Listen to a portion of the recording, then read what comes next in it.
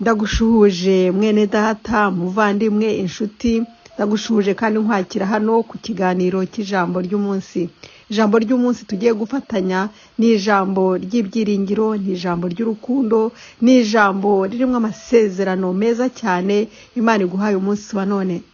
Imana ni urukundo, reka tuyarebere hamwe. Yeremiya ibice 31 duhereye ku murongo wa 3. Uwiteka aratubwira ati, nukuri nagukunze urukundo ruhoraho. Nukuri Imana yagukunze urukundo ruhoraho. Nicyo cyatumye igukuruza neza irakwiyegereza. Iraduha amasezerano Imana ivuga iti, nzongera kukubaka nawe uzaba wubakitse. Wowe uri kumva aya magambo. Imana izongera kukubaka kandi kubaka uzaba wubakitse. Imana yadukunze urukundo ruhoraho, urukundo rudashira. Tujya tugira inshuti tugakundana, ariko inkundo zacu abana b'abantu zirashira. Ariko Imana yonyine iradukunda, iragukunda. Urukundo rw'Imana ntabwo rushira, ihora ikwitaho. Ngo nicyo cyatumye igukuruza neza irakwiyegereza. Ineza y'Imana ni neza idahinduka, ni neza ifite ingufu. Ineza y'Imana ntawe ushobora kuyihungira. Imana itugirira neza, Imana iragukunda. Ineza y'Imana, ineza navuga niyo bita kindness mu Cyongereza. Ho haravuga ngo I have drawn you with unfailing kindness. Ya neza y'Imana idahinduka, ya neza y'Imana navuga itangirika, niyo yadukuruje. He has drawn us with his unfailing love, with his unfailing kindness, with his unfailing goodness, care. Imana iragukunda, yita kuri wowe, iragufasha kandi kugirira neza.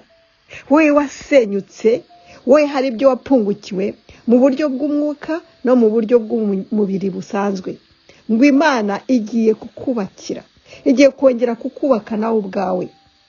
Ku murongo wa 4 haravuga ngo nzongera kukubaka nawe uzaba wubakitse. Wa mwari we, wa mugabo we, wa mudamu we, wa mubyeyi we, wa musaza, umukecuru, inkumi, ukuri kose, ukungana kose, Imana igiye kongera kukubaka. Haleluya! Kandi ni kubaka nguraba wubakitse. Reka Imana yacu tuyikunde, reka Imana yacu tuyiririmbire, reka tuyishime, tuyinezererwe, kuko iradukunda kandi dukuruza neza yayo. Kandi urukundo rwayo ntabwo ruhinduka nk'urw'umwana w'umuntu, ntabwo ruvaho, ruhoraho. Haleluya! Ntabwo ari rwa rundi rutoya. Ngo urukundo rw'Imana ni rurerure cyane, ntirufite iherezo.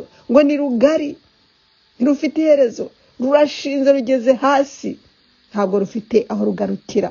Akira urukundo rw'Imana muri iki gitondo kandi wakire kongera kubakwa. Imana irakubatse kandi rubakitse. Haleluya!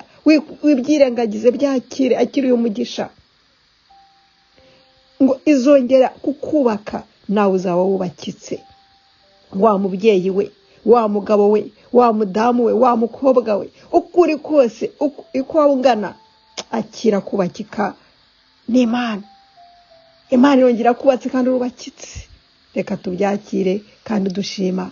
Mana, turagushimye kubw'uyu mwanya mwiza, turagushimye kubw'amasezerano, kubw'urukundo rwawe rudahinduka, kandi nese yawe idahinduka, ubugwaneza bwawe budahinduka. Turagushimye Mana, turakiriye kubakwa nawe kandi turubakitse. Haleluya! Urakoze Mwami, byose mbisabye mu izina rya Yesu Umwami wacu. Amina. Mwene data twari kumwe, warimo kumva rino jambo ry'umunsi.